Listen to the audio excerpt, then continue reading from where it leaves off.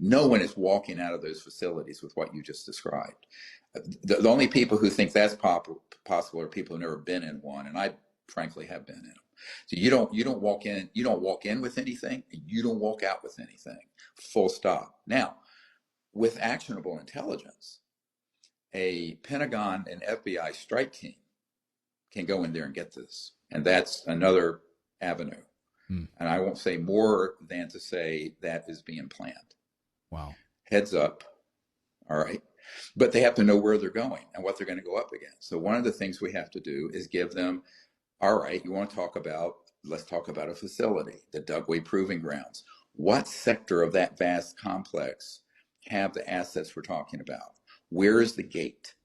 What is the code name and the number of the building where the ET vehicles are? Right. Where is the entry to the underground work zone? Now, we have people who have that information. It's in our archive. It's very sensitive. But so the question is, as a private organization, I'm not going to move in there. I don't have the assets to move in there. The U.S. government does. The U.S. government does. Now, so I think at a certain point, what we want to have happen over the next 6 months or so is a process where this is being revealed to the people who should know. They then make a decision to protect the witnesses, but also they order these corporations and paragovernmental operations that are being run illegally to come in from their illegal status and be under proper control and supervision, or another action is taken, right? The amnesty expires, number one. Then there are actions taken that I don't want to go into any more than that, because I've been just advising on this, where the actionable intelligence of where the specifics of the facility, what the security operate protocols are, all that are known, and so that it can be done safely and effectively and quickly. Because if this isn't brought under control through legal oversight process in the next 6 to 9 months, my understanding, a clock has been put on it by folks who are quite fed up at that level of the legal government, where they now know. Now, see, before we started providing all that information, they didn't know, A, it was the subject role, B, who was supervising it, D, what assets did they have technologically, et cetera, and so on. So this is a very steep learning curve if you're going from 0 to warp speed. But now that they've been brought up to speed, there is a serious effort being organized to correct it. Some of it you're going to see in the media, some you won't. And the stuff I have to do, I wish I didn't have to do it.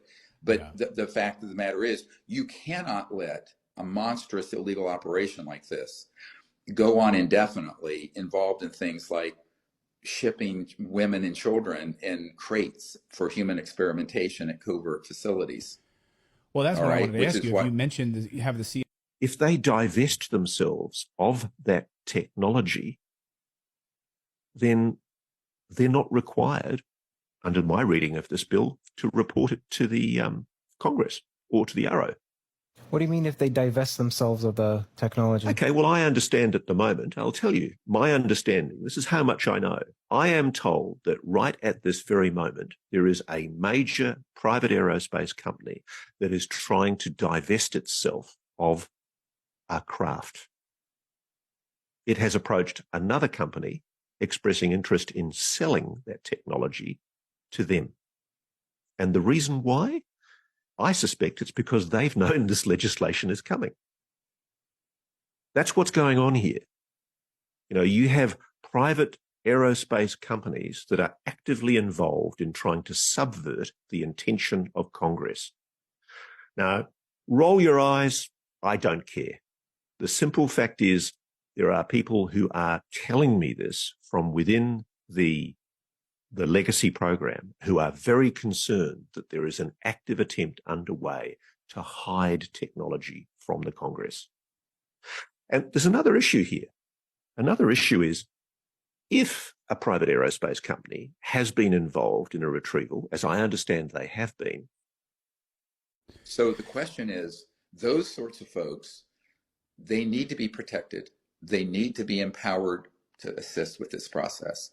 And what I'm worried about, and I've said this to the folks who are advising the Senate and the House, because I deal directly with them, is that you need to put these provisions in an amendment to the Defense Authorization Act that very clearly provides not only the protection for pensions and amnesty, but physical protection for the folks who want to come forward because they have families. Right.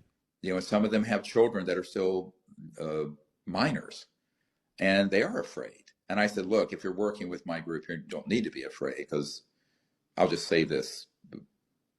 We have it in place that anyone touches anyone helping me do this, it's a mutual assured destruction button. Anything happens to us, those guys are gone. They're done. Done. Look in my eyes. This is what the truth looks like. They are done. So, but it doesn't absolve the psychology of people who have been intimidated, have seen people thrown out of helicopters. You know, like Mr. Herrera, the Marine in Indonesia. He was flat out told, we're going to execute all of you if you ever speak about this.